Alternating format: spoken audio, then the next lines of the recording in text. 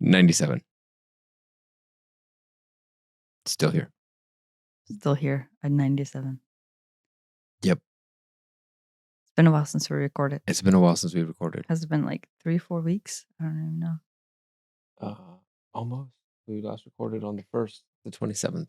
Wow. Almost a month. Yeah. Crazy. So, we got back from a trip. And we saw some interesting stuff. That's the introduction. We came back from the trip and we saw something. Summary done. We're done with the podcast. Still here. Done. we went to so much enthusiasm in all those statements. We went to Thailand and Cambodia and then Vietnam. But in Cambodia we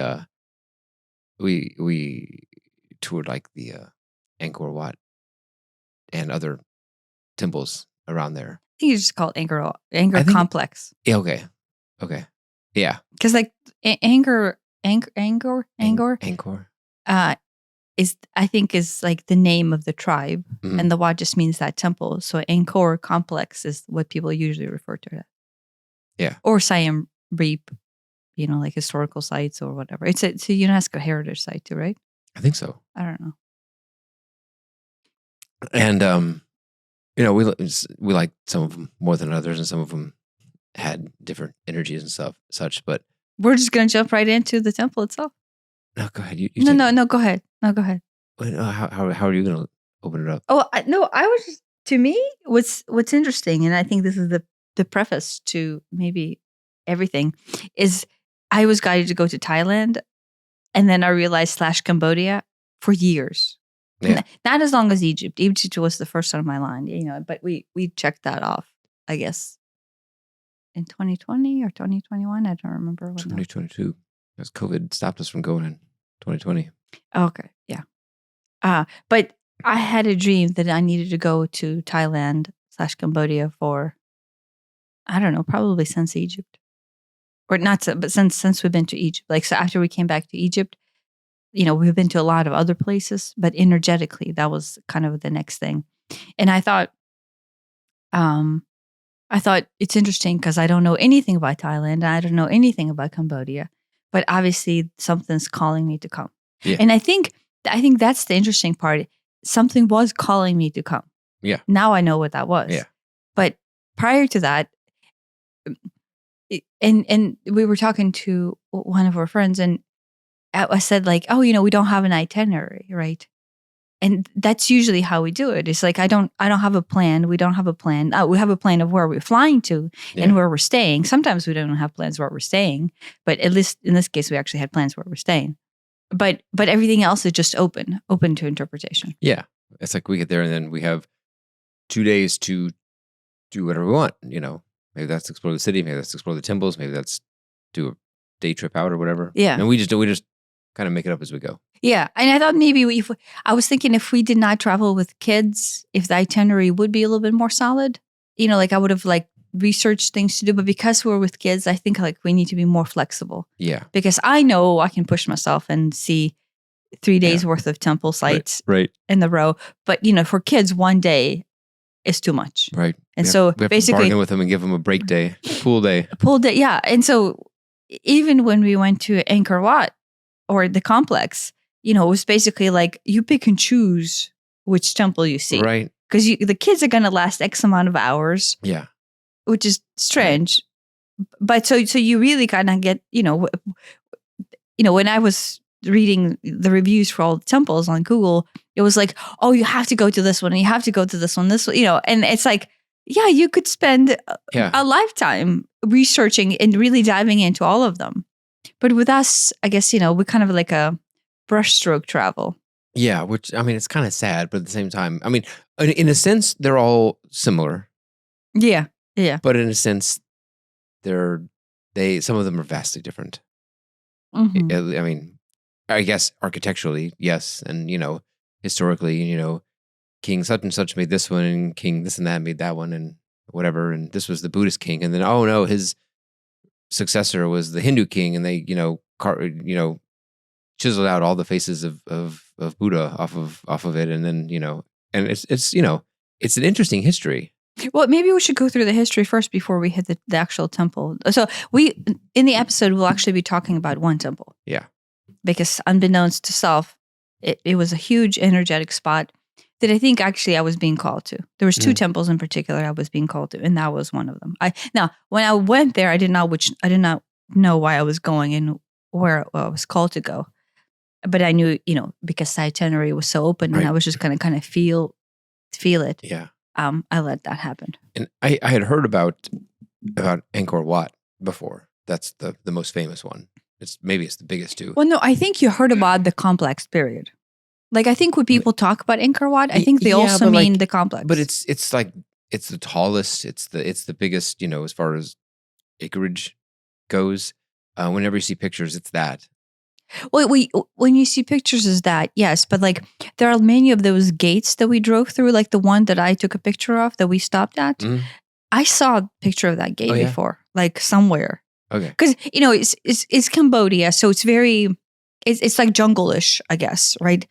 And in fact, jungle was taking over the entire complex before they started trying to restore/reclaim it slightly, but still working with the jungle. So it was just all growing in, and you could tell the entire area is just kind of adapted to this jungle, right? So, but that gate, so the complex is many acres. I don't know how it's huge. Because it was like sometimes it was like 10, 15, 20 minutes to drive from one temple to the other. Yeah. So I don't know how big the complex, but I would say hundreds of acres, and there's a lot of space between different temples, right? Mm-hmm.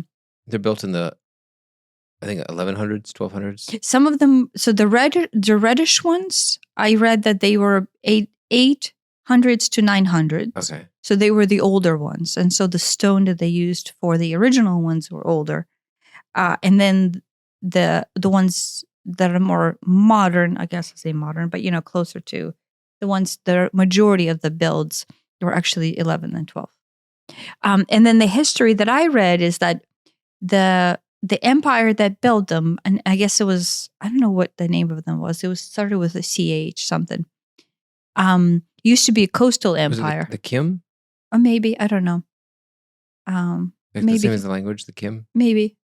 And so it used to be a coastal empire, and they did a lot of coastal trade. It was a very marine driven empire. Now, this is the written history, so there's the written history, and then there's the Tanya history. And so I think I will combine both.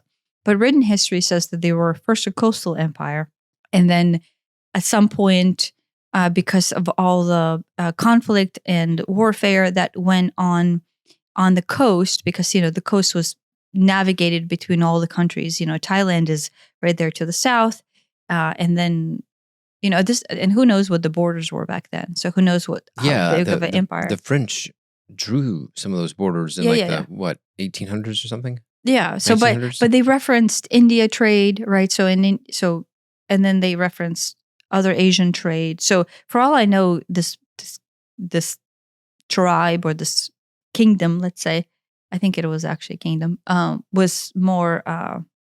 They occupied the entire area, and then just now it's Cambodia, because right now there's the Thailand Cambodia conflict, and then we were just talking about the borderline, and it has a huge temple complex on the borderline. Yeah. So obviously there are some temples that are stretching into Thailand, and that's like hundreds of miles away from. Yeah. Well, and in Thailand, in Bangkok, an hour and a half from Bangkok, they had a really similar temple structure there, except it was destroyed by the World War II.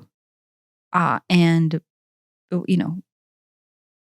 would have liked to explore some more rural Thailand, honestly, but. Yeah, so the entire area is kind of like built with these very specific design temple structures. Wait, is that it for history?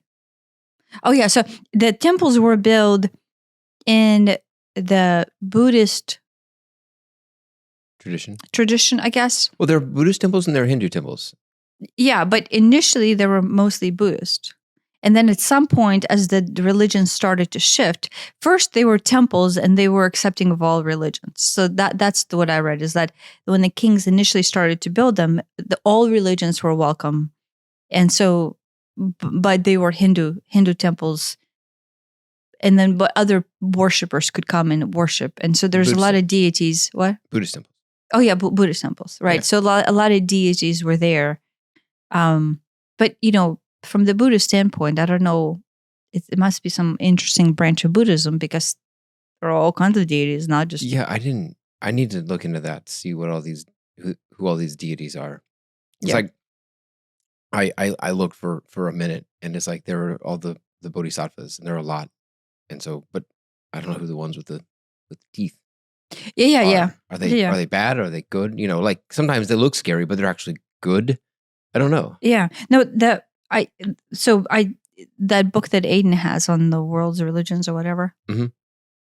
It has it talks about in Buddhism there's a line of Buddhism talks about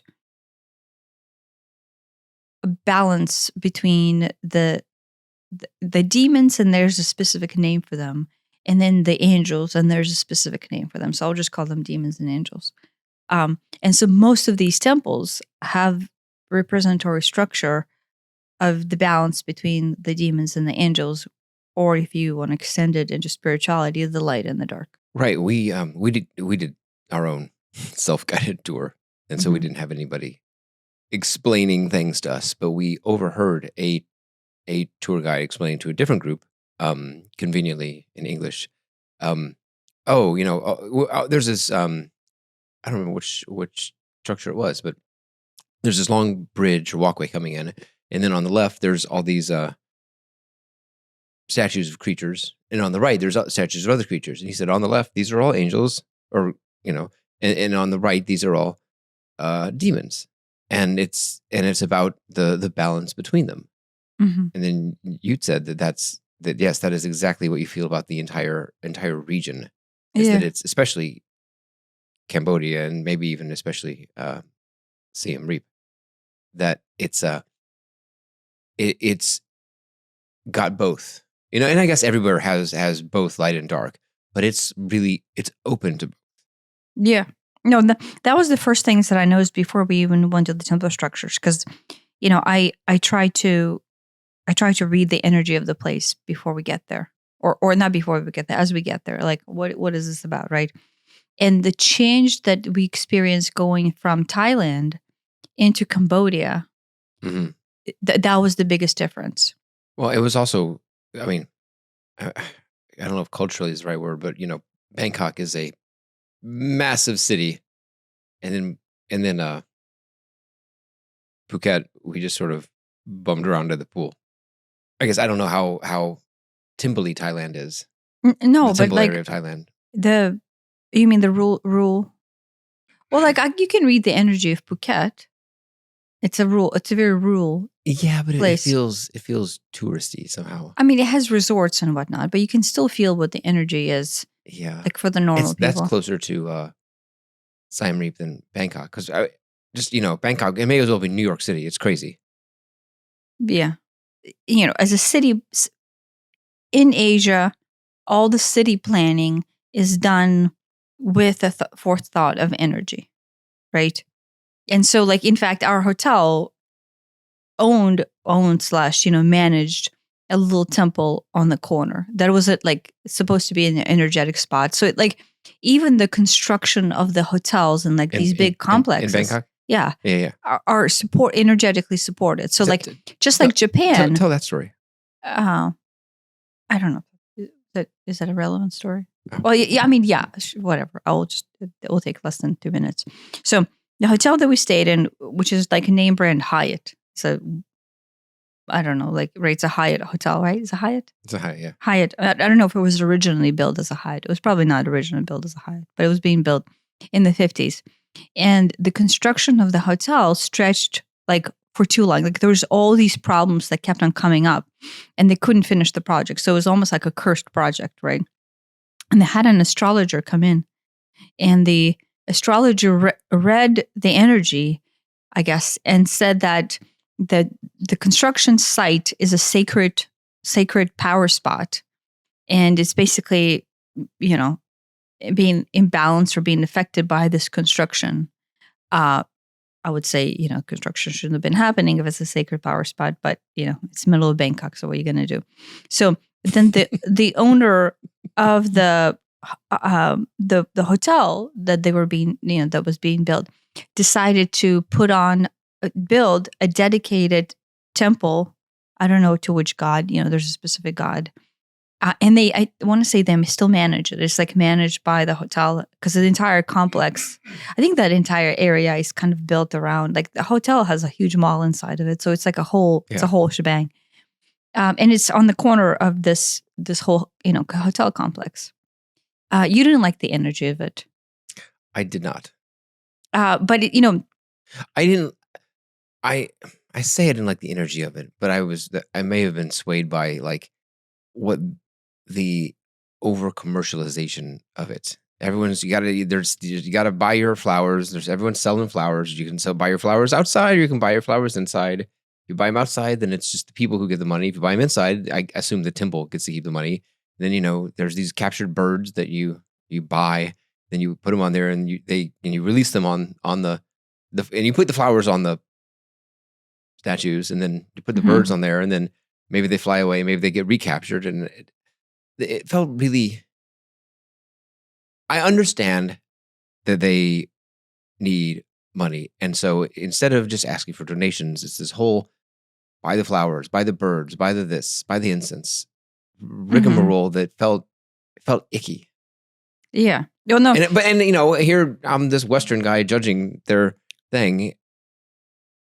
The culture. Yes, the culture is, this is Buddhism, right? So the Buddhist culture is very married, especially like in Thailand. I noticed to this idea of dedication, like paying tribute to devotion. Yeah, buying things and giving things up. Was it Thailand or was it Cambodia? It was like 97% Buddhist or something. It's. I think both of them are extremely Buddhist. Yeah.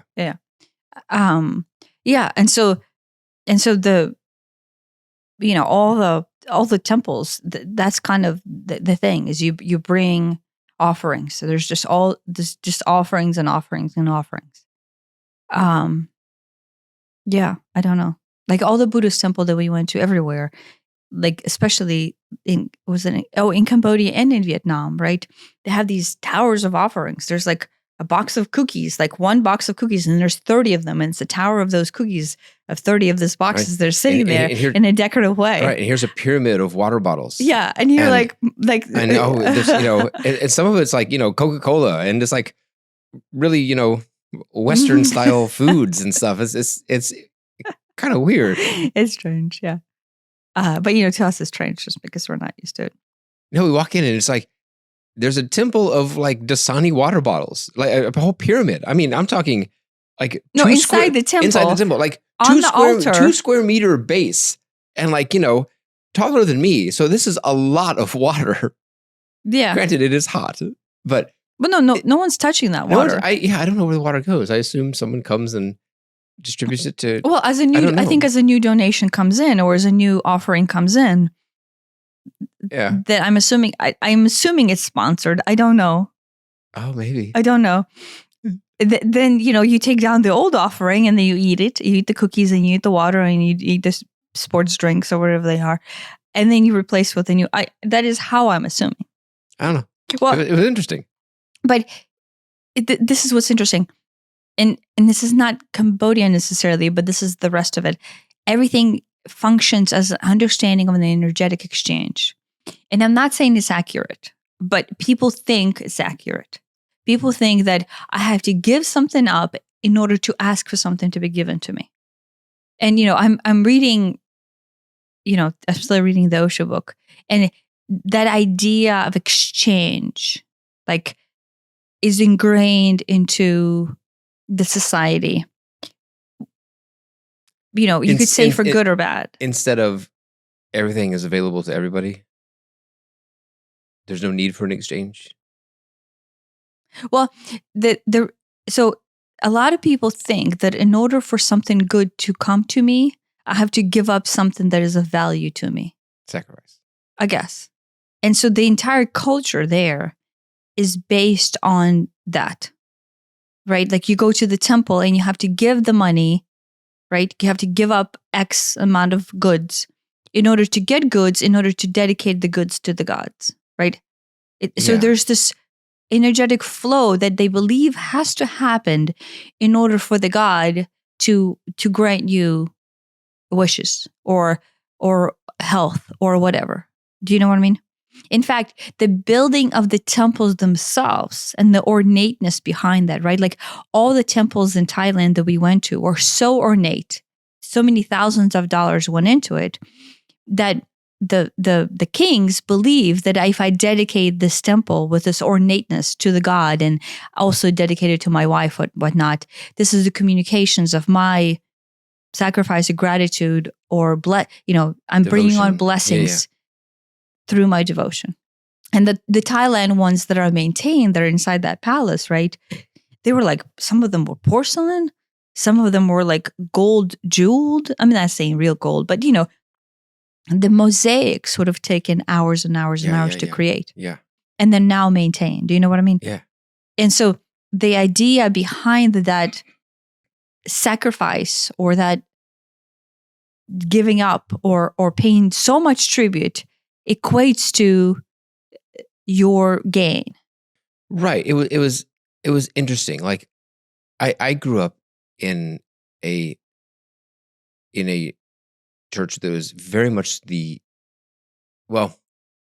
materialistically very much the opposite. There's no ostentatious stuff for display in the church itself. And like, and there, the church that I went to was like a corrugated metal box. Mm-hmm. As opposed to, we've walked into some incredible churches throughout our years, these massive cathedrals with stained glass, and they're beautiful and everything. But these temples, I mean, they weren't big for the most part. They weren't overly large. I mean, compared to cathedrals? Compared to a Catholic, cathedral. Well, no, I mean, Angkor Wat temple is huge. Yeah. The Thailand ones. I'm talking about Thailand. Yeah. Okay. They're relatively small, and there's, often well, just like Shinto temples, right? They're more often. It reminds me of the Shinto temples. I mean, even in the Shinto tradition, you make an offering, and then you get to, ring a bell or? Oh, whichever. Because we had to stop over in Japan, and we threw coins into the thing that the little grid, as the monks were chanting, right? And somewhere you'd ring a bell. It just depends, and it's anywhere from a large, by large, not anywhere as large as a standard cathedral, to just something in Thailand. I think they believe like that each home has to maintain a little temple.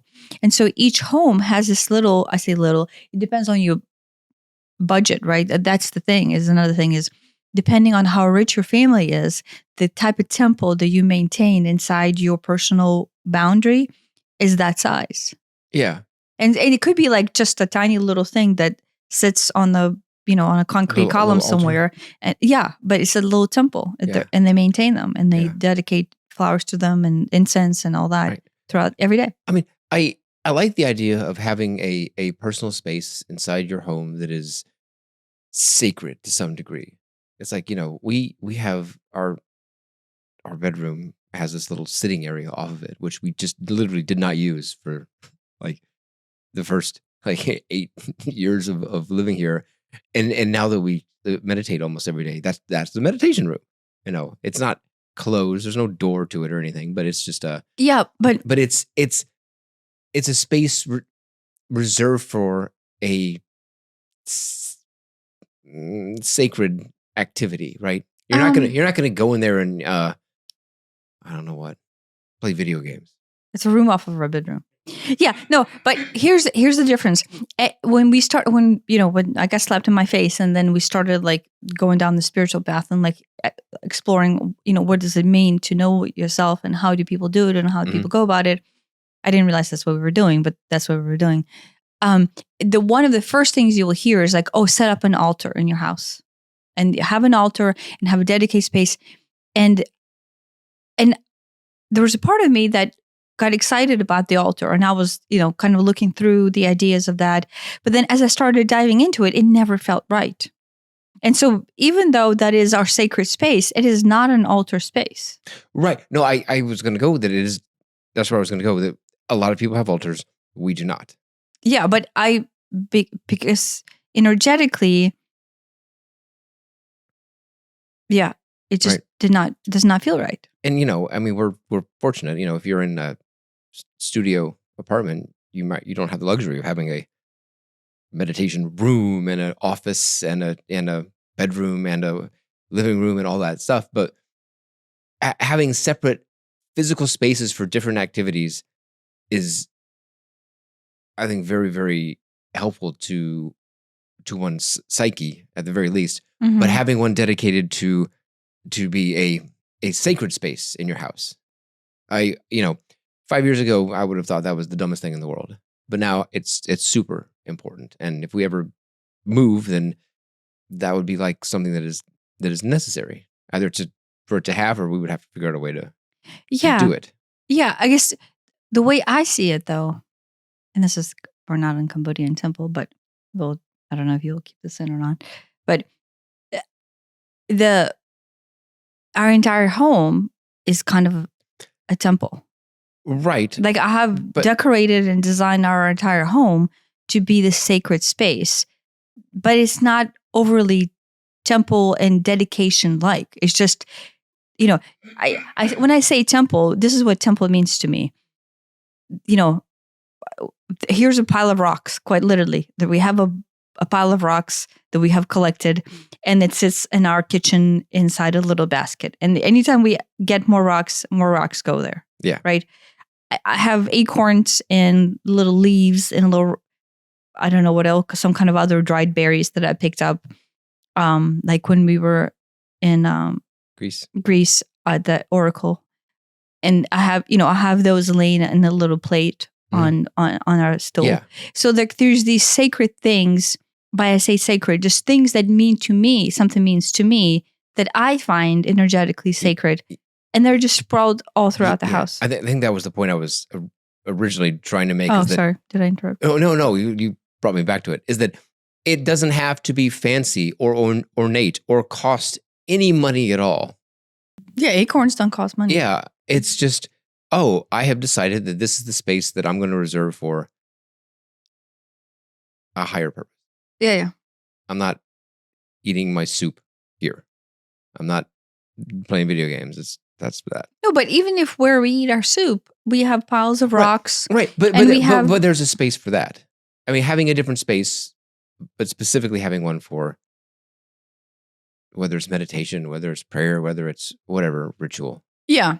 I think the thought process is with the altar is if you program the space or you program your mind to receive specific ideas about what the space is, you cut through that initial monkey mind and you channel into meditation a lot quicker if the space is designed for that. Yeah. That's the thought process is like, the whole like Buddhist, you start with the bell and you ring the bell and then the tone of the bell basically drops you down into frequency, right?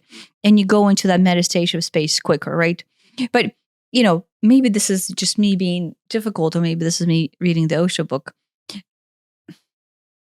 Everything is just intention based. So you don't need trinkets and you don't need money and you don't need hoopla in order to go somewhere other than your intention. Right. And most of the time the intention is not even kosher because the idea of meditation has lost its meaning in the West because it's a thing that you do. This is what I do. I'm now the person who meditates. Do you know what I mean? And so that identification just gets lost. And the temple altar, personal altars get lost in the materialism and the nuance of what you actually are as opposed to just being. Right. Just being. It doesn't matter if you are where you are, just that the presence of self, acceptance of self as is, and acceptance of every moment does not take trinkets or Dasani water bottles or cookies. Do you know what I mean? Right. Yeah. I guess that's the follow-up is that while it is very nice and I enjoy having a dedicated space, you don't have to. And you can go inside, you can meditate, pray, whatever, anywhere you are can be and is a sacred space. It doesn't matter if it's your own meditation room or a salt cave or under a tree or sitting in the DMV waiting in line. It doesn't matter. You can, through intention, you can turn any space into a sacred space. Yeah. The whole thing turned into a sacred space episode as opposed to one sacred space episode. Yeah. So maybe that's the brushstroke of like the whole temple structures. So these temple structures were built by the kings in Siem Reap in order to pay tribute to one, Buddhism and Buddhist gods, but then two, as dedications to like their loved ones and things like that. So just like in Egypt, well, at least that's what the history says. Like, oh, this temple was built for his wife after her passing and as a dedication to her, blah, blah, blah, blah, blah. And, in combination with Buddhism. But like you will hear in Egypt, same things in Egypt. They're like, oh, the temple is, oh, no, not in Egypt. Where were we? In Turkey. All the mausoleums and all the mosques and all the things. It was like, oh, this was dedicated to such and such and such and such, right? Anyway, so that's the thought process behind the whole complex, is that there are these religious structures, Buddhist structures, sacred sites, and communication of wealth, power, dedication to deities, and a lot thereof, just like a lot. And then maybe now we'll segue into. So I had a whole bunch of them starred. Like I have a whole bunch of them starred on the Google Maps. That's all. Our itinerary is stars on Google Maps. Right, that's it. Pushing 2,000 stars on Google Maps right now. No, but I'm talking about in Siem Reap. Yeah. I had all the temples starred that I wanted to go to. And we kind of like hired a driver for a day, and they you're in the back seat, and I'm in the front seat. And you're like, well, which one's next? And I'm like, I don't know. There's 50 stars here. I don't know which one it is. And they all have names which mean nothing to me. Yeah. No, it's funny. It's funny just how we travel and how much. I don't know. Anyway, so one of them that I got starred, I had nothing. I didn't know anything about it, and honestly, it was just kind of like I had it starred. And what drove me to it, what caused me to go there? Because there's the Angkor Wat, which is you have to go to it. Yeah. And then there's the one with the faces, Bayot Temple. We had to, because that's the next one that people go to. Then there is the next one we went to. I don't remember what the name of it was, but it turned out to have monkeys. Oh my gosh, you got attacked by a monkey. Yeah, behind it, and but so that was worth it just for the monkeys alone, because we met the most incredible guy who takes care of these monkeys, and that's a whole story within itself. And then after that, we walked through like the jungle to another temple that we just saw, kind of like from. Because it had a moat, but it was closed. A lot of them have moats around it, so protection moat. And then we walked through, there's a lot of gates. So like as you go between these complexes, there's a lot of these huge gates. And maybe you can flash one of the gates that I have in the picture here. Or maybe you can just flash some of the temples as we talk about it too. And then we go to this one, and it's called the Preah Khan Temple. And so the translation... I translated it. Was it sort of? Sword of the Lord, or sword of the light? Holy sword or sacred sword? Sacred sword. So depending on the translation, it's like either sacred sword or sword of the light, or king sword, or divine sword. So whatever it is, it's a sword, right? And that's the translation. And so we were just didn't know anything about it. So didn't know anything about any of them. Yeah. I still didn't know anything about any of them. Yeah, it was just, this is just the next temple we're going to. Other than I tuned into it when we get there, and like the bells are going off, and I'm like, this is not a normal space. And it looks and feels very different than the others. Yeah. And it turns out it was built by, I'm never going to remember his name, King J think it starts with something. a J. Yeah. This guy. As a Buddhist temple. And then he was like the, I don't know, seventh king, something, the seventh. And then 2 kings later, it was King such and such, the 8th, who was Hindu and went and chiseled all the Buddhist iconography off and made it into a Hindu temple. And then I think 1 or 2 kings after that went and reverted it back to a Buddhist thing. So it is very much in a state of disrepair. It is, there's rubble all over the place. I mean, it's still mostly, it's still mostly together, but it's not, it's not up to code, you would say. And there's all these little doorways. I mean, and when I say little doorways, I mean, you kind of have to duck to get through some of these. And it's just sort of laid out in this line. And it turns out that there's another line crossing it at the center point. And then off into the, I guess what would be the quadrants are, is more stuff. I don't even know how to describe it. Well, there's gates. So each temple has a gate. Sometimes on all 4 sides, or sometimes the 2 sides, the north and the south. Out removed from the structure itself. Yeah. There's the structure, and then go out, I don't know, 100, 200, 300, 400 meters, and then there's a gate. Yeah. No, so to begin with, as you walk up to this temple, there's a huge gate, it's a gate. Yeah. You can walk around it. Yeah. Or you can walk through it. There's no wall. There's no fence. Yeah, but it's a gate. Yeah. So it's like a portal. Yeah. So I will not speak for all the temples, but for this particular one, but I think all of them have this implication, is that when you walk through the first gate, you enter into a first step of an energetic resonance into what is it that you're walking towards, right? And so between the first gate and the pathway, you're walking for 2 or 3 minutes, if not 5 minutes. So there's a big distance. Yeah. At which point, the energy of you walking through the first gate sets in, and then you get accustomed to it before you even walk up to the temple structure itself. Right? Yeah. And I don't remember, this one had a moat around it, correct? I want to say this one had a moat. I didn't think so, but I could be wrong. Maybe. For some reason, I thought it did. It's like the worstest photo on Google Maps. Okay, yeah. So maybe this one does not have a moat.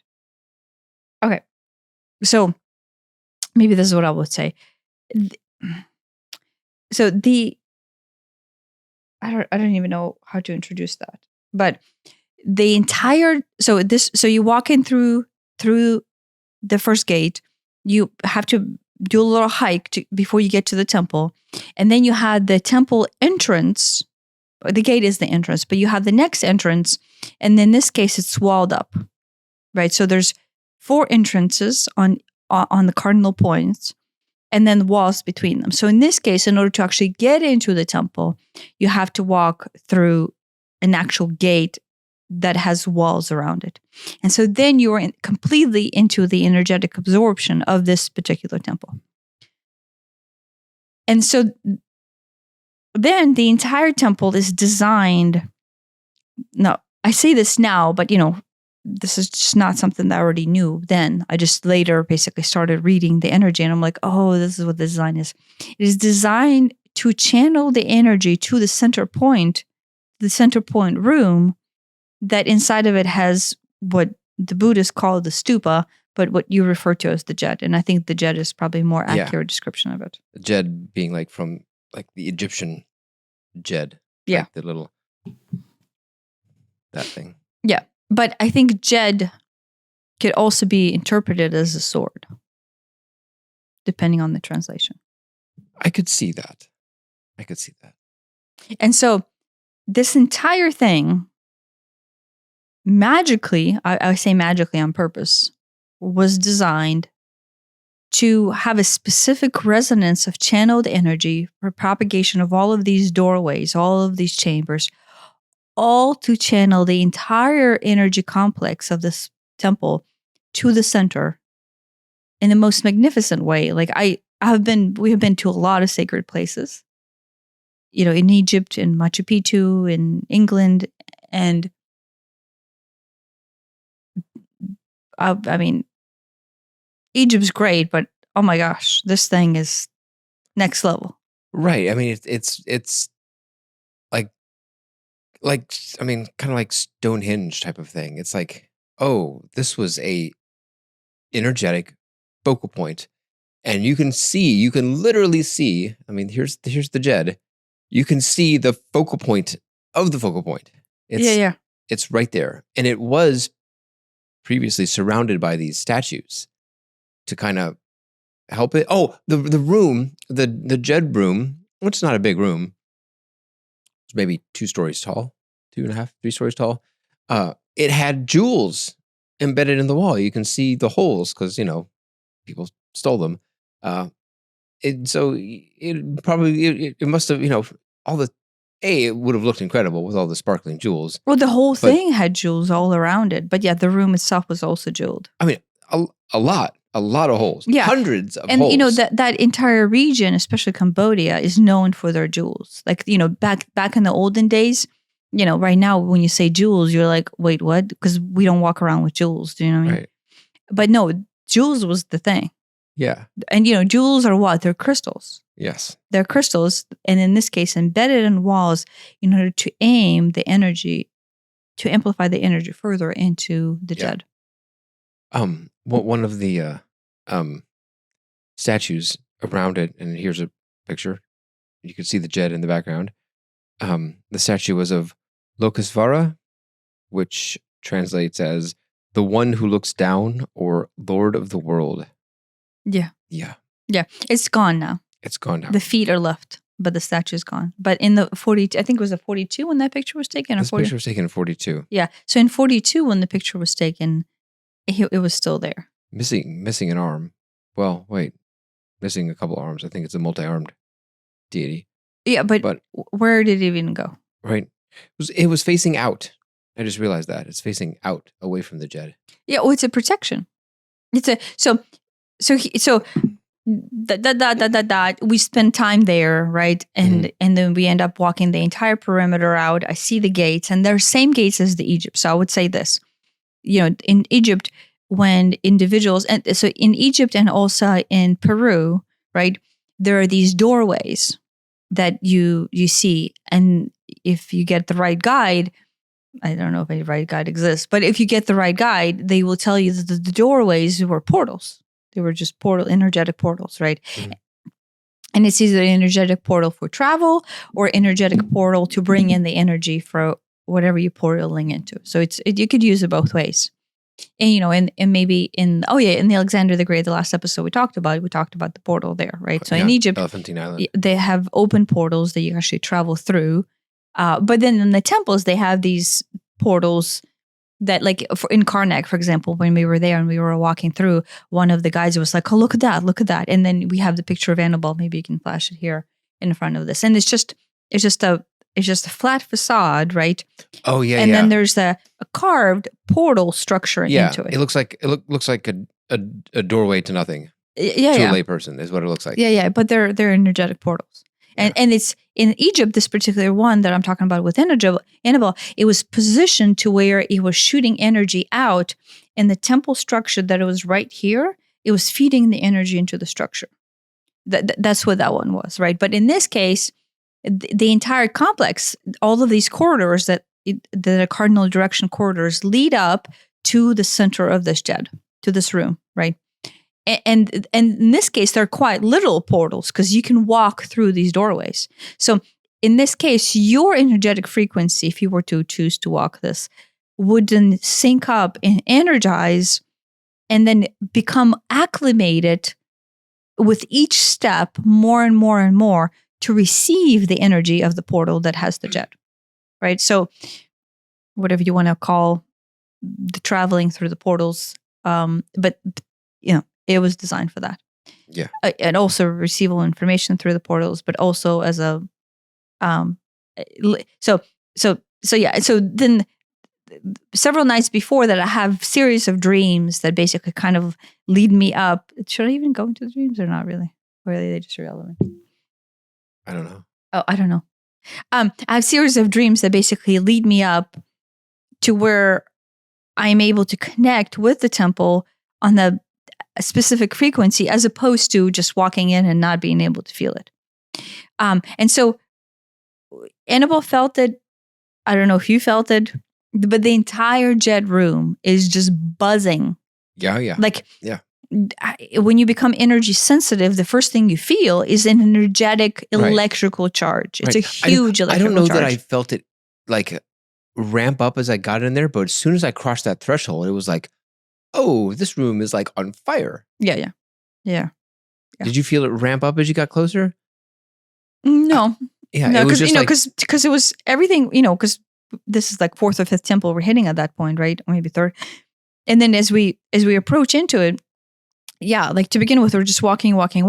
But now that I think about it, as we were walking and I'm passing through all of these doorways, I'm noticing myself build up to the point where I don't want to go to the side because something is drawing me to the center.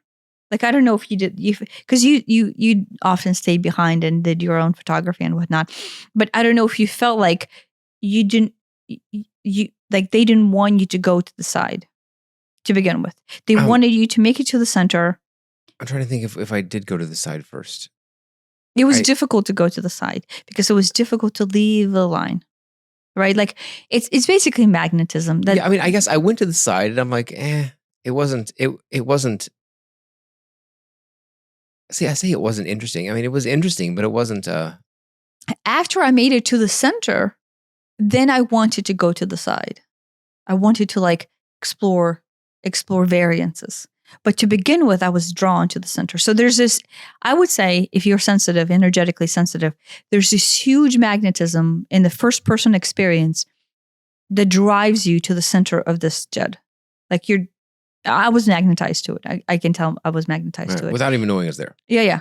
And then as I was there, then I didn't want to leave. And so I would just explore these little Djed outs to the side. And, part of it is collapsed on this side completely. And on that side, it was a little bit more open. But we just explored these little Djed outs. And then we walked all the way back. And then Annabelle wanted to come back. She didn't want to go around, which I found that interesting. Mm-hmm. And so we actually made our way all the way back to the center of the Djed, and then through to the other side. So we did actually a loop in, kind of explore to the sides, a loop back, out to the other side, and then all the way back through. Yeah. Which I think was important as far as an energetic signature completion goes. Yeah, no, because we went out and I'm like, I want to make it out the other side. Yeah. I'm like, really being called to make it all the way through. Mm-hmm. And then I can go back. Yeah. And to me, I was okay going back around, but Annabelle's like, no, I want to go through it.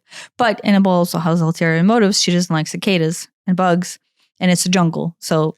And it's probably a little bit cooler inside than it was outside. Oh yeah, it was cooler. But honestly, she was energetically attuned to magnetize her way through to the other side. So it's kind of like a pole. You walk through to this magnetic pole and then you switch your way to the other magnetic pole. Yeah. But so this is interesting. The temple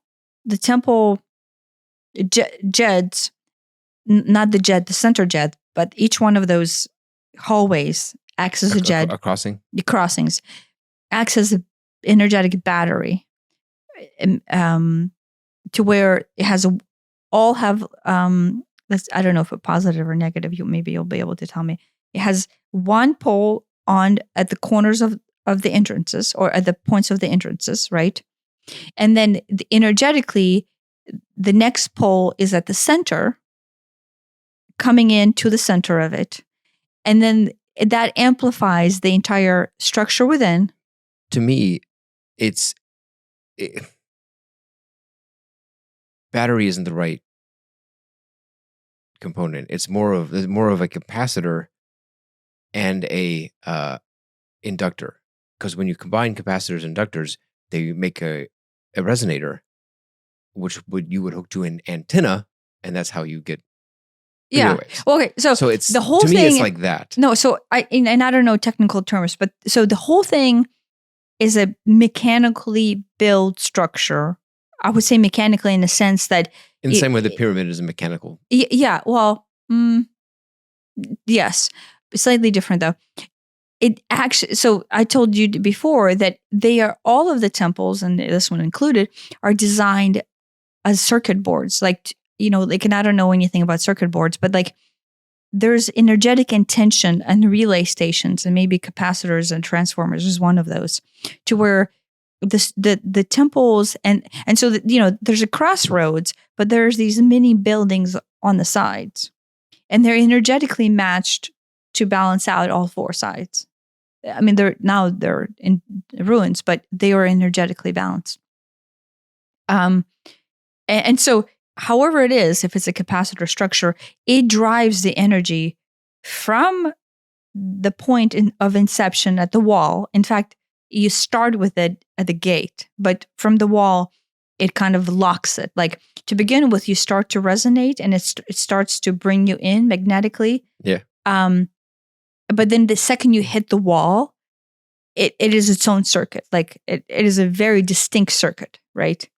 And so the circuit then drives the energy from the center to the middle the same way. So all 4 points are pushing the energy, or pulling the energy, whatever you want to call it, into the center. It's like an arc, energetic arc. I would say pushing. But one of them is charged one way, and the other one is charged a different way. So there's a polar dynamic there.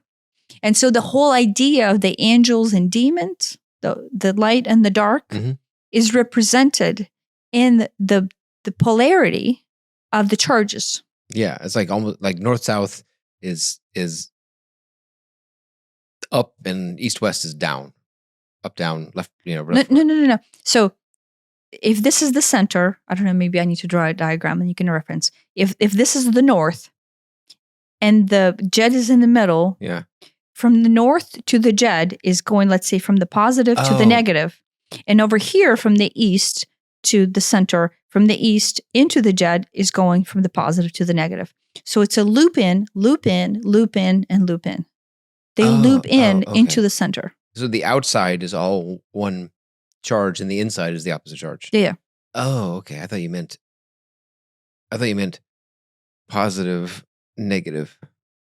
No. Looping in. It's so the entire temple is driven to drive the energy into the center. Right. So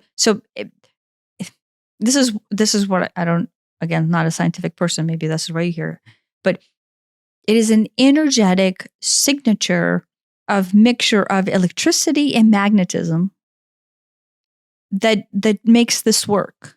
It's a combination of electrical circuits and magnetism, so electromagnetism, that causes the entire temple structure to basically arc in just a specific way. And I quite literally, it resonate, but it's resonate for a purpose of the center.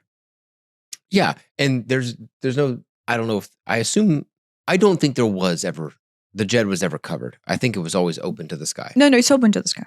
It is now, and half the it was open to the sky. I believe it has always been open to the sky, because it just comes in and shoots right up. Well, the point of any religion, right? Like if you actually believe that this is a Buddhist religious structure, let's say you believe that,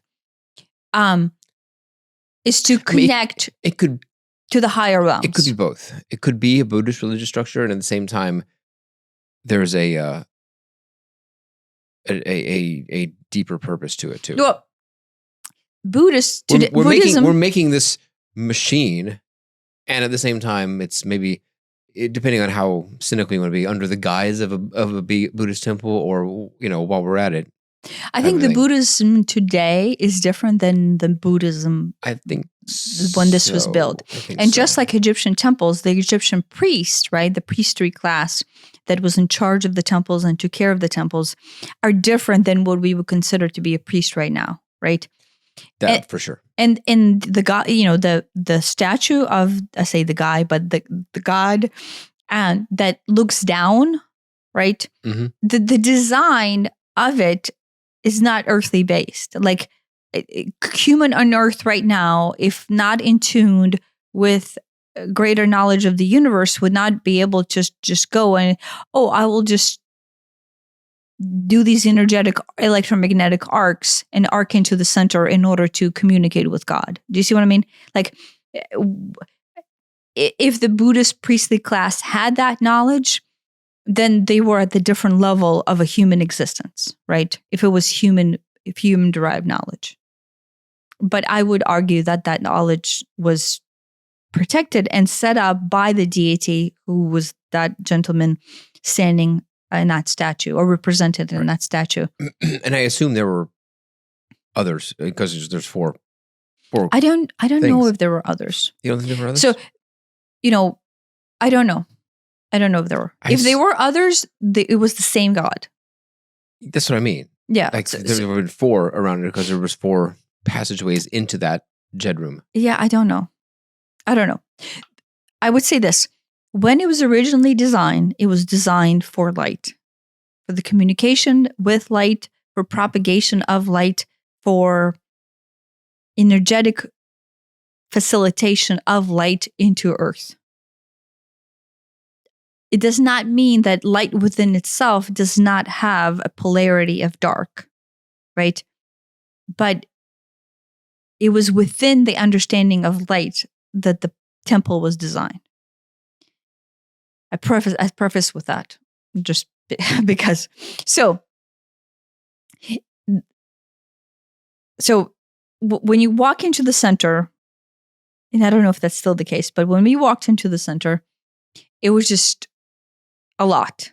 Like if you're energetically in tuned, it was a lot. The amount of energy that is pumping into that center was just.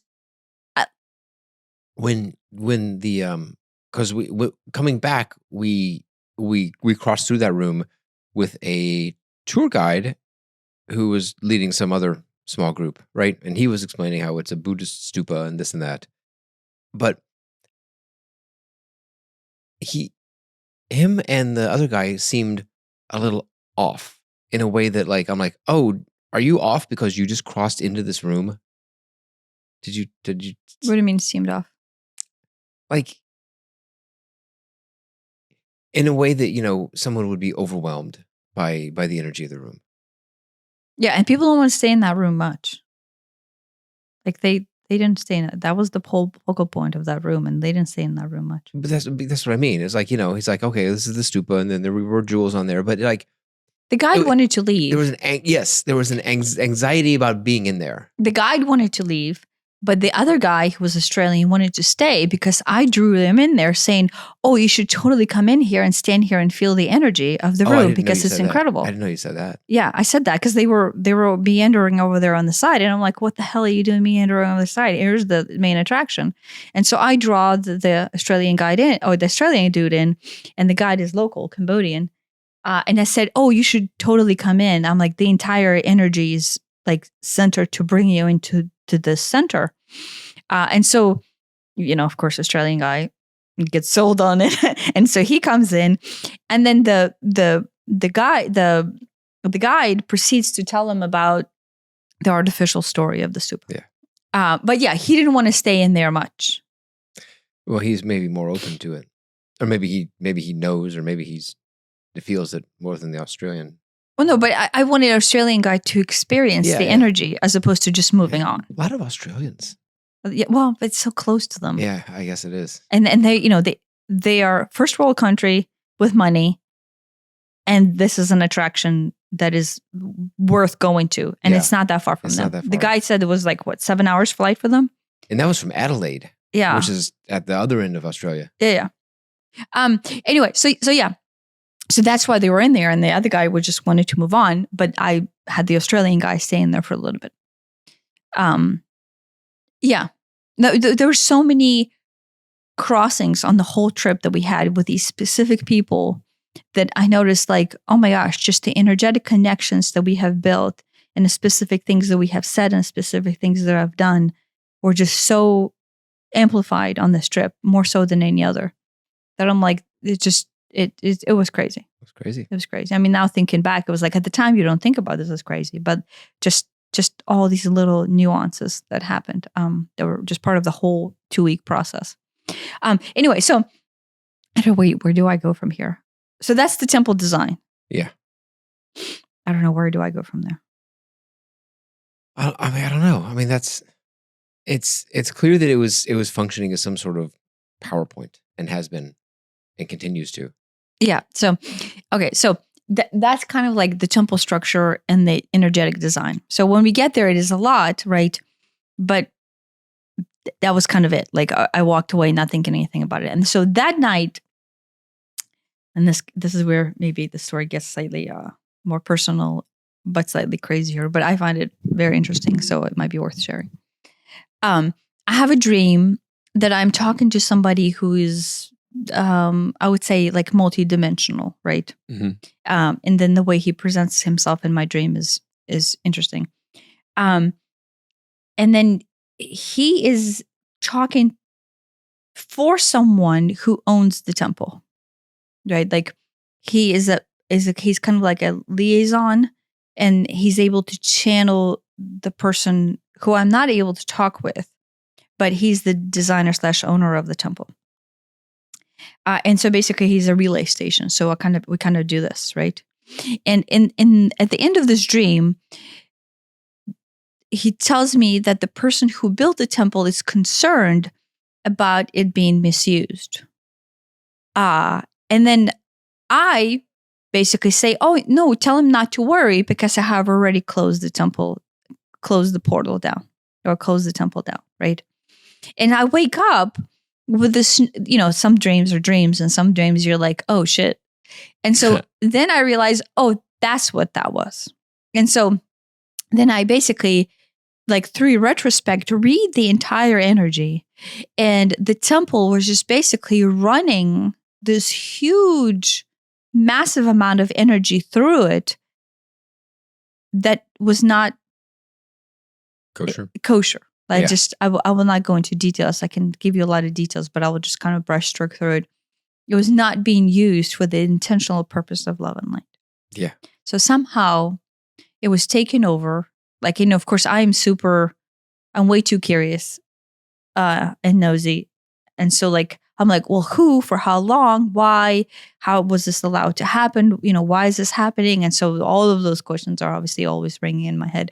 But brushstroke is, it was taken over by somebody who knew how to take over it. Right. And then for quite some time has been used for, I would say, negative of humanity and its initial intent. Like how long? Years, decades, if not centuries. Okay. Yeah. So then this might be a multi-generational thing. What do you mean? For centuries, no average humans living that long. No. This was a propagated intent by a group a very large group that had gained control of this. Yeah. And mispurposed it for their own gain for a very long time. Right. So yeah, not one person. This is like to maintain that, you have to have this generational rollover in order to continue to exercise that intent. But it was so appalling to me that something that is design of love and light could be turned, right? I that's the thing that unnerves me the most, right? How I remember I told you at the beginning, like my biggest pet peeve is lying, but it's not lying, it's misusing the energy of truth, right? And so this is quite literally was at the epitome of what even though if there was such thing as sin, what I would consider as ultimate sin. I can't help but picture like some sort of was Spectre the name of the bad guys in James Bond, that group of like Kabbalian style. Yeah, the Cabal. The Cabal, the Illuminati. Yeah, I would not. I mean, it is an energetic interpretation, right, that is being facilitated through physical form. So the person behind the energetic interpretation does not have to hold physical form, but he has the form, the physical form, subjugated to servitude. And so yeah, that's it. So obviously, the second I experience that, and I know that, and then with that dream, I just get this knowing. I just go into shock of like, remediation, right? Like, right. And then the paulness of how can something that is meant for light be used to offset the light and then thus subjugate control over people, right? But honestly, now thinking back about it, think about this. This is not any different than my past life in Egypt. Where I was subjugated to be used against humanity for the purpose of darkness. And that's when I took my own life in that life. But this is same thing, except in this case, this is a mechanical electromagnetic structure, ethereal structure that was being used for the exact same reason. And, obviously there's parallels between my past life and this being my pet peeve in this life through trauma. And then this temple still being that. And so how much of it do I see as a resonance of this, greater undoing of the human right? Not like human right, like human rights style, but human right. And I think it's all part of that. Yeah. Yeah. It's like, the term that I have, wronging the right, like when you wrong the right, I have that huge trigger about that. When you close it off, did you close it off period or close it off just to the dark? Yeah. And so when I had that dream and I was just nonchalantly telling my liaison. What? Leo. Oh. His name was Leo. Oh, right. Liaison. Okay. So when I was telling my liaison that I have closed it off, it was just like a nonchalant statement, right? But I knew how I did it, right? So I knew how to shut the temple off, how to shut off the structure. And it's not to shut off the structure, but to take over the control of the structure being used against humanity. And so yeah, no, I would just use vague terms here, boarded it up, to prevent the misuse. Can it still be used for good? Yeah. And so since then, this has been like at least 2 weeks since then, maybe a week and a half or 2 week, probably 2 weeks. Yeah, week and a half, maybe. Yeah. To begin with, I realized that it was so I was holding it, but it was so much energy to hold. Like it was just the amount of inertia that was being pumped in still, right? Because the inertia is still being pumped in. That the inertia of the intent is being pumped in, and the temple is just doing its diligence of working. Do you know what I mean? But the centuries of that inertia being pumped in was continuing to be pumped in, and my boarding it up that was holding it, I was just like wired, energetically wired, because I was holding it, but at the same time, it was just a lot. Like, you think that is also why you couldn't sleep for a while? Yeah. So I think I had, to begin with, I slept for 30 hours. Yeah. Yeah. So I went through this period of time where I don't know what was happening to my system, but I was having a hard time holding it, that much energy. And so, yeah, I was in bed for a day and a half, like couldn't get out of bed. Yeah. And so then after that, I asked for help, which I have a helper guide on the side that we should do a podcast on, to help me hold it. And so since then, which let's say it's been 2 weeks, now the energy is contained. It is no longer, if it is receiving the intent, if the intent is being sent, it's not taking the intent. So like that gate has a cutoff point. Yeah. So that gate is blocked off for the intent. And so now the temple structure is basically recalibrating or has almost finished recalibrating itself into the status quo of neutralization. Like it has to be neutralized first before you can insert the reactivate it into the intent of light. Does that make sense? And so, yeah, yes, I know how to reactivate it. I know how to turn it back on, and I know how to, allow it to be used for its intentional purposes.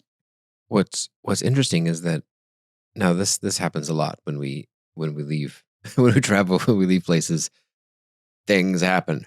But a couple of days after we left Cambodia, a war, small scale war, seems to have broken out on the Cambodian-Thai border. Yeah. And they're shooting at each other and launching rockets at each other. And I didn't know the history of this. I didn't realize that Thai-Cambodian relationships have been contentious over some of these borders. And there's a temple right on the border, but just inside of Cambodia. And the same temple complex, like, but I say same, like energetically designed in the same manner. I mean, it's hundreds of miles away from Siem Reap. from Siem Reap, but it's just inside of Cambodia. And these lines are they follow a geographic border. Border. Right there's but I think these lines were kind of drawn by the French back in the day, and so the Thai think it's theirs, and the Cambodians think it's theirs, and the international court decided it's Cambodia's, and but it's really contentious, and so this little war has broken out just since we've left. And I mean, I think it broken out exactly after I finished shutting off the Djed. Yeah.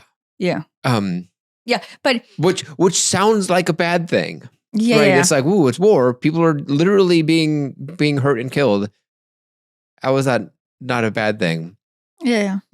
But it when we did the what's her name? Who did the Lynn Taggart? Lynn Taggart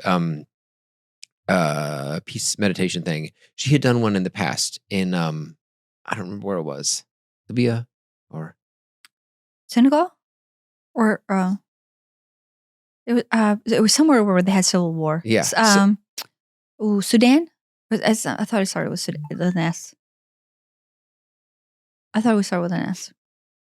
Anyway, there was a war there, and she led a like a peace meditation. The goal of we want to end the war and have some peace. Yeah, she runs intention experiments, but the intention experience is basically what Animal is watching the Demon Huntress thing right now, right? It is a person initiating. It is a person initiating an intent, correct? And then that intent then gets propagated to the cumulative mass that is in resonance and acceptance of that intent, and the cumulative effect then gets amplified, right, and then sent into the universe as an energetic arc for that manifestation. Right. And there were documented experiments in the past where a bunch of people meditated on reducing crime or whatnot, and there is a measurable impact in a place. And so she does these experiments, and she did this one for this war in, let's say Sudan, and after the meditation, the war got worse. There were more and more and more people dying. And she's like, "Oh gosh, did it backfire? What have we done?" And it all culminated in some epic battle. A whole bunch of people died, but that battle was decisive and ended the war. Yeah. So she's like, "Oh, maybe it just had to get worse in order to come to a breaking point before it could get better." Yeah. No, it's super important to understand it, because it's everything that I do energetically usually inserts a not so pretty result temporarily. Well, like in the hindsight, without understanding of a larger picture. Right. And it's like, if it wasn't for this big battle that happened, the war would keep going on. Yeah. And like, I don't know if it's a good analogy. If it wasn't for the hydrogen bombs, the war in Japan would have gone on for a lot longer. Yeah. And maybe more people would have died, Yeah. I mean, but this goes back to the same thing. Remember when we were in LA last time, and they dragged me into some space, and I did a huge energy flip. I have no idea what it was. It was some sort of activation. And the next day, the fire started. Yeah. Like that. This is just story of our life. Yeah. Like that's how we travel. Everywhere. Every time we go somewhere, right when we leave or when we come home, there's some stuff that goes down. Yeah. And so, so when I shut the Djed down, the energetic flow that was still coming into the Djed was still coming, right?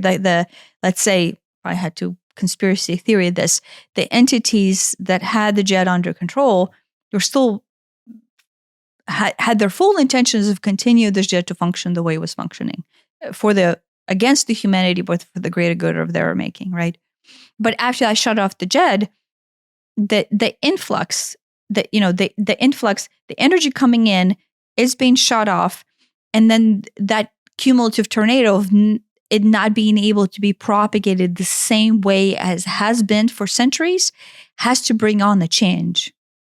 And the change in this case, right, it's however this is going to play out, it is for the greater good, but it starts out with an energetic influx because the energy is now different, right? So something has to change. And the change is not pretty, right?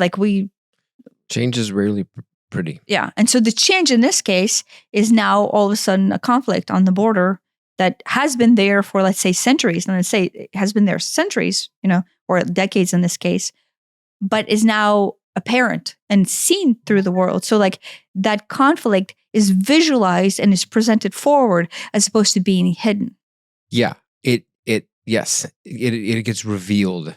Yeah. It's in a way. Yeah. Same thing with whatever happened in Los Angeles when we were there. The fires, right? It's a fire. It's a visual representation. It's a cleansing. Of something. A physical manifestation of that energy. Yeah. So the representation of that energetic battle between the light and the dark, right? Which is Cambodia specializes in that balance between the light and the dark, right? Has to come, the scales has to weigh themselves out, but the change is never pretty, right? Heck, this podcast is not pretty. Do you know what I mean? This episode is fine, but most of the time, whenever you and I are hashing it out, and you're bringing your shit up, and I'm bringing my shit up, not only is it not pretty between you and I, it is not pretty internally of how what it means to rebirth itself. Yeah, right. And so I told him that I shut it off, and then I had to, in retrospect, look back and go, oh yeah, I'm holding it close. I realized I'm holding it close. And I was holding it close for so long, and then they were pumping in their intent for so much that I was having a hard time bordering my closeness with their intent. And so I usually don't like to ask for help, being a stubborn donkey, but I had to ask for help. And so yeah, since then, their message is just not even able to reach the circuit that was accepting their message willingly, right? Yeah. And so that the temple is completely surrounded now in this huge wall of protection. Filter. Yeah, filter, border, whatever you want to call it. And it's just, it's, I would say it doesn't need to be recalibrated. It's just not being fed with an override. Because it's designed for light, it was just being overridden. And so, it's extremely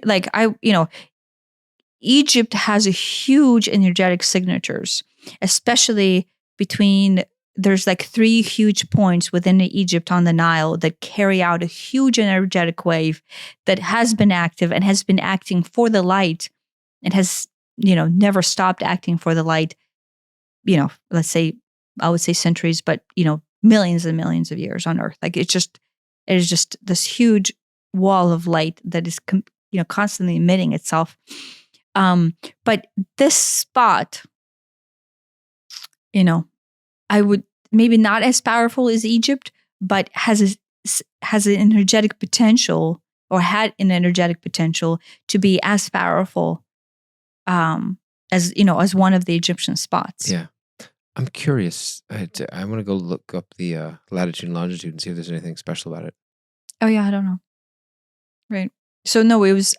So one, I was thinking, I'm just in shock. One, I was being called to go to Thailand for so long, and I don't know why we kept on not going, because it honestly felt like it was going to be overwhelming. Well, it took a long time to get there. Well, but I think I knew what it was going to do to me energetically. I think I just knew because it was probably the biggest energy work that I've done.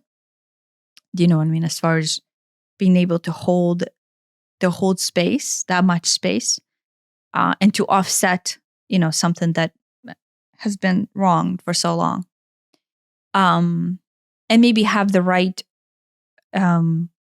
energetic understanding of what my space is. Do you know what I mean? Because I have a hard time interfering with something energetically that is a propagation of destiny. Right. And so I've always struggled with that. Right. But at the same time, like if it's been interfered with by someone else, then yeah. Right. What gives you the right? I understand. Yeah. So no, in this case, through all those prophetic dreams that I had, I knew that I had a right to do it. And the fact that I was called to go there, I knew I had the right to do it. And it was kind of like a cyclical completion of some sort of chapter where that needed to be done. Yeah. And so since then, I'm able to tune into the complex, and then we kind of did a little bit more research on it, and the entity, because like the question that I asked was, who are you? Like, who is this entity that I may not be able to speak with, that I need Leo as a liaison to commute with, right? Or to communicate with. And the word that he used to describe himself was Maharaja. And I thought that is so strange, because Maharaja to me is an Indian thing. And I asked him why Maharaja. And then later he's like, well, no, because that is something that you are familiar with, that you choose as a word to describe me. Yeah, right. But then he's not someone you describe, right?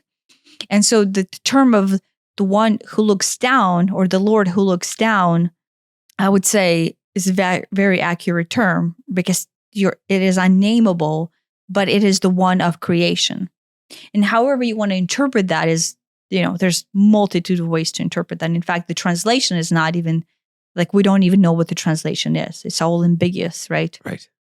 But the word that I choose to describe him for myself is Maharaja, which I have a whole history of Maharaja. Yeah. That is its own story, I guess. Wait, and then I did a follow-up question. Oh, yeah. And so the follow-up question that I had was, but what is this? What is this situation? Like, what is you being a Maharaja and you having this temple, and then me working with it, and me shutting this energy off, and me preserving the temple structures and then integrity of what this is meant to be, right? Because as an owner of it, he felt like it was being wronged, right? And then the word that he used, which I had to look up and I mispronounced it, and so you will obviously correct me on it, is requiem. Requiem, yeah. Yeah, requiem. Requiem. Requiem. Yeah, cannot pronounce that word. And I did not even know what that meant. And so the definition is basically not worshiping, but like a devotion. Devotion to the recognition of the soul. And so energetically, that, at least, how about this? I think this is a personal story of what that meant to me, of me going there and interacting with this Djed, or interacting with this temple, blocking off and resetting its energy, and having to see the Maharaja, the word that I used to describe him, but he's not nameable, is the token of remembrance of everything that comes into play. And I think it's both my personal interaction with the energetic structure creation and propagation of energy into Earth, and then energy of Earth then being dedicated to light, as opposed to being overtaken by the forces that work against the light. Yeah. It is not the energy of darkness, it is the energy of the forces taking over the energy of the light. Right. That's a subtle difference there. Yeah. Because the light within itself has the light and the dark with it. And that is a sacred balance between the whole thing. The temple is balanced between the light and the dark, so it encompasses both. But what this was it's not. It's infecting the It light. is infecting the balance. Yeah. And it's overriding the balance. Yeah. And so I didn't, obviously crazy, to me it's crazy. I didn't see this coming at all. Never do.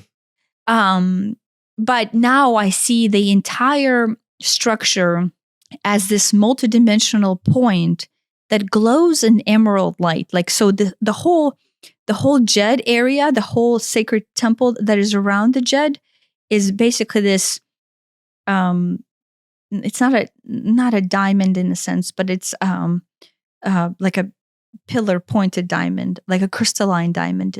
Do you know what I mean? Like it has points. Okay. Like it's not a triangle up, but it's like a I'll have to draw it. But it's imagine like a tall triangle, and the tall triangle down. What a Djed is kind of a triangular shape propagation.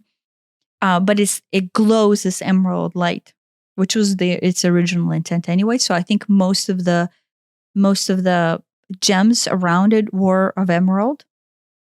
I think it had some gold and pink in it, but emerald was the primary. And if you think about it right now, like on that picture, maybe flash it again.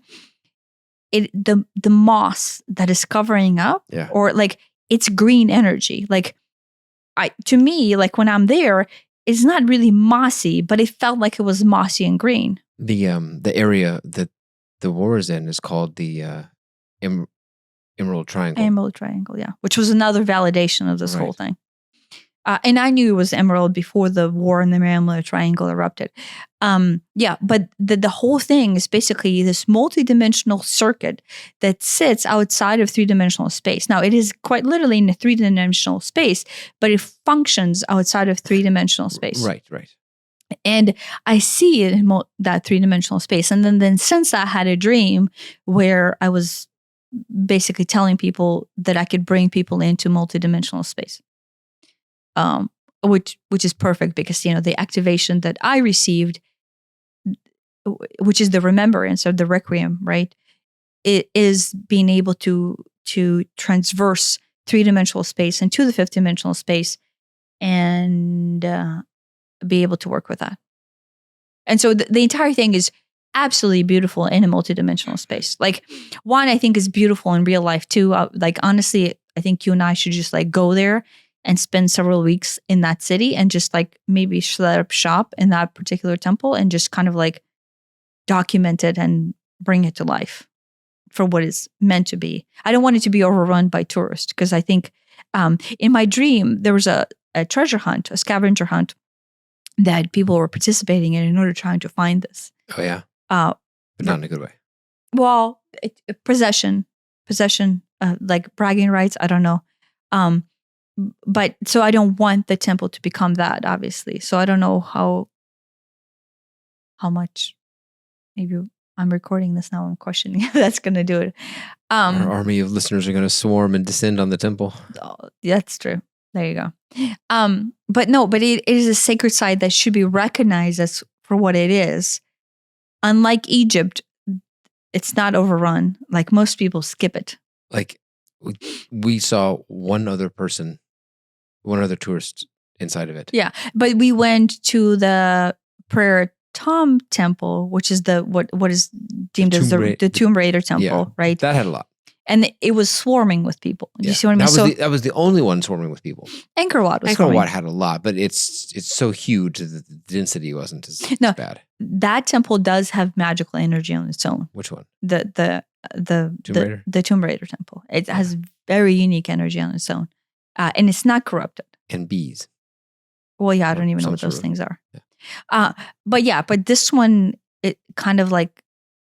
It's magical in its own way, but it's interesting. It's magical, and I think most people will skip it because especially at the time of us going there, it was basically pulsating, a huge magnetical pull, but not necessarily in the most balanced way. Preah Khan, okay, right? There was not that many people there because one, you won't even be able to register to go there unless you can be in resonance with the energy. Yeah. And if you're in a resonance with the energy, I don't know if you can hold the balance, right? So the goal is to go there and hold the balance and to either heal it, right? Because I'm assuming everybody who has went there before was trying to heal it, and obviously did their part at it. But to a layman's person coming in, it would be overwhelming, right? Like if you're not able to hold I mean, energy. I can see how it would be overwhelming. Just stepping into that Djed room was like, oh, this is a lot. It's on fire. Yeah, it was on fire. But the beautiful part of it, it can be on fire. It can continue to be on fire, but towards the energy of the balanced light and dark. Yeah. As opposed to an override. Yeah. Which to me is the possibility of that is crazy.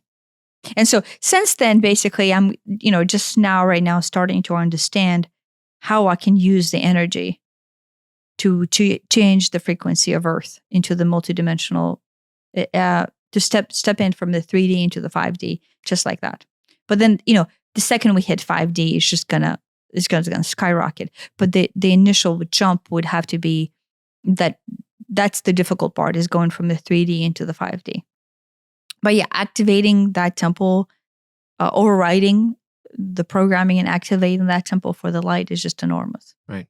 And that's why we went. Yeah. I mean, I guess that's why we went. I don't know. Yeah. Requiem. I think that's why we went. Still don't know what that means. Because like the Maharaja, does not have a name. I give him that name. I can't speak to him. So there's a liaison. And then the Requiem is the description of what that was, which could be interpreted in multitude of ways. Do you know what I mean? That's what it's interesting about the spiritual journey is there's never like one answer. The answer is just so broad and bigger than Earth. It's like a quantum cloud of answers, and it just doesn't collapse into one. No, it's huge. Like that, I think to us as a human brain and my desire to know, like, well, who did it? Who took over it? You want a definitive who, what, when, where, why, how. Yeah. And it's, you don't get it. Yeah. Well, and you have to be okay not getting it. Well, I get it, but I get it on this multidimensional level, and it has like multitude of answers. That's what I mean. But we want who, here's the name, it's this one person. When, it's this, here's the date. Why, and here's the exact reason. We want concrete answers to make us feel better and give us some control. But in the same way, we want to know where the electron is around the atom. It's everywhere at the same time. Everywhere. Yeah. Or the answer, and so the answer is everywhere. Like the answer is multidimensional answer. Yeah. That what I'm learning very much so is everywhere. The answer is everywhere. Yeah. But in the multidimensional space, it is the most gorgeous structure. Besides that, I think it's a gorgeous structure in the 3-dimensional space. I don't even know how I would be able to bring that into life, but it just, people should see it because it's absolutely gorgeous. Yeah. So anyway, that's where we are. Cambodia. Now it's at war, but I think it's a positive war because that's the turn, right? It's got to flesh it out. Yeah, it's going to flush whatever it is that needs to be flushed out, however long it takes. I think it will continue to amplify because it needs to have the point of release before there's enough energy released that has been building there over centuries. Yeah. That had it trapped. So yeah. Yeah. Thanks for listening.